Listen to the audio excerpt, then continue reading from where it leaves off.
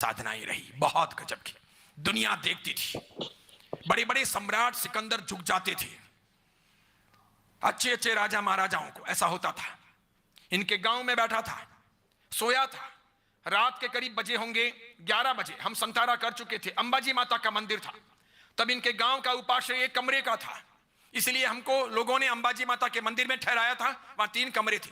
अंबाजी माता मंदिर के जो संभालने वाले थे, वे जो दरबार थे वे भी, और पटेल थे वे भी, सब हमारे भक्त थे। ये जो बच्चियां आई थी उनके पिताजी वगैरह भी थे।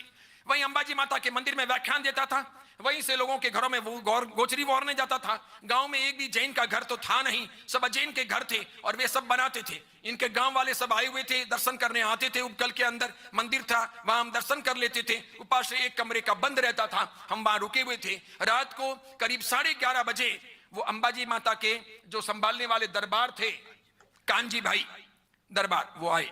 मन के महाराश्री महाराश्री और महाराश्री, तो फिर मैं उठा, मैं क्या हुआ? तो कि कोई गाड़ी आई है और कुछ लोग आए हैं, वो कहते हैं अर्जेंट आपसे मिलना है। मैंने कहा कौन है? तो कि ये तो मैंने नहीं पूछा। मैंने कहा जाओ पहले पूछ के आओ कौन है। पूछा कौन हो? तो कहा अब मैं नाम नहीं कहता, बाकी सब कहता हूं ताकि खराब ना लगे उनका बाहर। उनको तो कोई तकलीफ नहीं है, लेकिन मुझे अच्छा नहीं लग रहा। कहा फलाने फलाने गांव के ठाकर साहब आए हैं, मूंछ है उनकी बड़ी बड़ी, और फलाने फलाने गांव के अपने मारवाड़ के ठाकर साहब आए हैं। मैंने कहा अच्छा, साथ में कौन है? तो कि साथ में ठकरानी है, एक और बहन है, और 5-6 दूसरे पुरुष हैं, 2 गाड़ियां आई है। मैंने कहा ठीक है, आप साथ में रहो, लेके आओ उनको। लेके आए, देखते ही मैं पहचान गया कि फलाने गांव के ठाकर साहब हैं। सबके चेहरे उतरे हुए हैं और ठकरानी रोने लगी।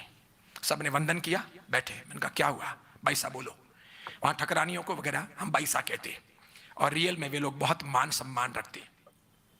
उसी प्रकार मैं कानाना गया था। कानाना गया, कानाना की ठकरानी आई। मन के अटे कटे उतरो होते, हमारे दरबार में पधारो के। मैं को चलो, तो मैं और ये पहुंचे वहां ठहरे। मुझे कह के आज इन बनियों के यहां से कुछ वरना मत, मैं बनाऊंगी। क्या बनाओगी? मैंने कहा तो कि रोटले और छाछ बनाऊंगी। के बाजरी के सोगरे बनाए उसने, फिर हमको वराने के लिए ले गई। इस प्रकार ऐसे करके साधु भगवंत कई सारे लोगों को बहुत प्रभावित करते और जीवन बदल देते।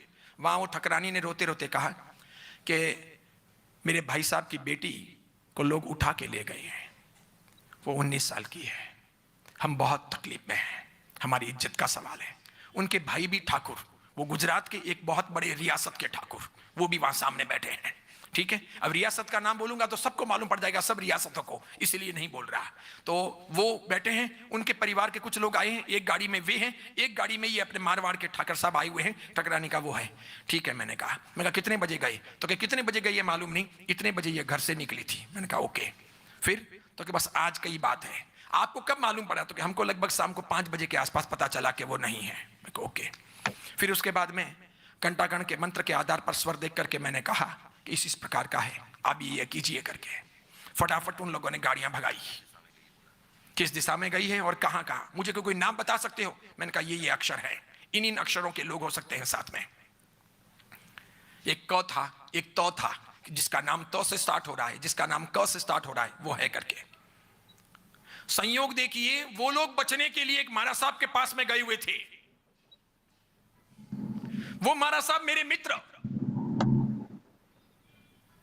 ये बात तो 2 दिन के बाद में उस महाराज साहब का फोन आया, तब पता चला कि तुम यार गुजरात और मारवाड़ में विहार कर रहे हो, और तुम्हारे वहां जहां तुमने वहां ये काम करवाया था, वो काम करवाया था, वहां की लड़की को ये लोग भगा के ले आए और मेरे पास में आए कि सुरक्षा कवच बनाना है। के समझ रहे हैं आप? ये तो 2 दिन के बाद की बात है।